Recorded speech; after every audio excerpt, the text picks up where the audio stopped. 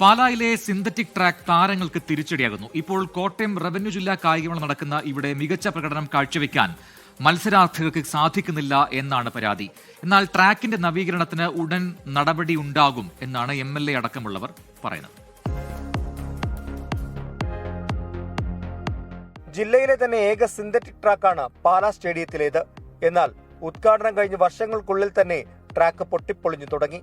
പലതവണയുണ്ടായ പ്രളയമാണ് synthetic track തകരാൻ കാരണമായത്.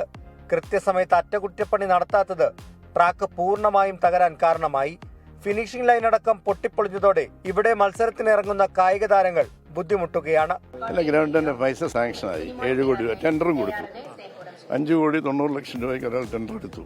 ഇത് വർക്ക് ചെയ്യാന്നുള്ളേ ഉള്ളൂ. പക്ഷെ ആരോട് പറഞ്ഞു ഈ മഴയത്ത് വർക്ക് ചെയ്താൽ ഇത് മുഴുവൻ പോകും. അതതിന്റെ വൃത്തിയായ രീതിയിൽ ചെയ്യണമെന്നുണ്ടെങ്കിൽ അടുത്ത കൊല്ലം ഈ നേരമൊക്കെ ആകുമ്പോഴത്തേനും വേനൽ കഴിയുമ്പോൾ ഇത് റെഡിയായി കിട്ടും. അവർ മെയിൻ്റനൻസ് ഇല്ലെന്ന് മാത്രമല്ല, ഇവിടെ നടക്കുന്ന സ്പോർട്സ് ഇവന്റുകൾക്ക് ചാർജും കൂടി ചെയ്യാം. കളിക്കളങ്ങൾ കളിക്കാനുള്ളതാണ്. പണ്ട് ഞങ്ങളൊക്കെ ഈ ഗ്രൗണ്ടിൽ കളിച്ചു വളർന്നവരാ. ഇന്ന് പിള്ളേരൊക്കെ ഏതെങ്കിലും സ്കൂളുകാർ ഏതെങ്കിലും സ്പോർട്സ് ഫീൽഡ് നടത്തണമെങ്കിൽ ഇതിന് പോലും കാശ് മേടിച്ചിട്ടുണ്ട്. അത് ശരിയല്ലത്. സ്റ്റേഡിയം പുനരുദ്ധാരണത്തിൽ നഗരസഭയ്ക്കും കാര്യമായ വീഴ്ചയുണ്ടായിട്ടുണ്ടെന്നാണ് ഉയരുന്ന ആരോപണം. നിലവിൽ കോട്ടയം റവന്യൂ ജില്ലാ കായികമേളയാണ് ഇവിടെ നടക്കുന്നത്. ഇതിൽ പങ്കെടുക്കുന്ന വിദ്യാർത്ഥികൾക്ക് മികച്ച പ്രകടനം കാഴ്ചവെക്കാൻ പോലും സാധിക്കുന്നില്ല. നമുക്കത് ഫ്രണ്ടിലേക്ക് തെറിക്കാൻ പാടാ. അത് സിന്തറ്റിക് കളറാക്കി ചെയ്യുന്നവരല്ല, അത് പോയതുകൊണ്ട് പാടാ. ഈ സ്പൈസിന് കിട്ടുന്നില്ല ഇല്ല. പിന്നെ ഓടുമ്പോൾ കുറച്ച് ബുദ്ധിമുട്ടുണ്ട്.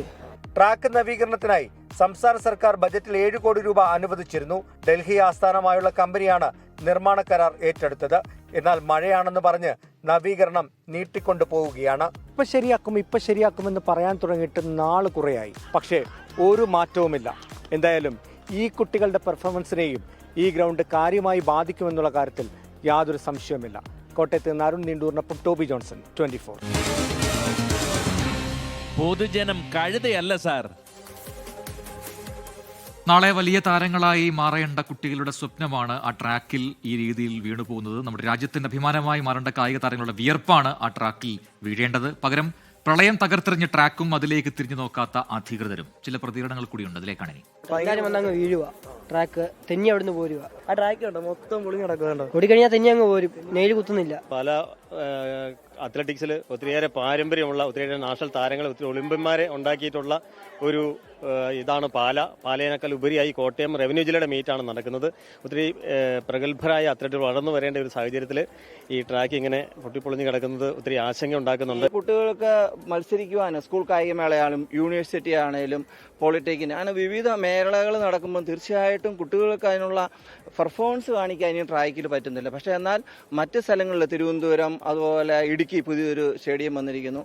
അങ്ങനെ അടിസ്ഥാന സൗകര്യങ്ങളും മറ്റ് സ്ഥലങ്ങളുണ്ട്. പക്ഷേ കോട്ടയം ജില്ലയെ സംബന്ധിച്ച് ഇത്തരം കായിക താരങ്ങൾ കയറി വരുന്ന ഈ കോട്ടയം ജില്ലയ്ക്ക് ഈ ഒരു ട്രാക്ക് അല്ലെങ്കിൽ ഒരു സിന്തറ്റിക് ട്രാക്ക് പോലും ഇല്ലാത്തൊരു അവസ്ഥയാണ് തീർച്ചയായിട്ടുള്ളത്.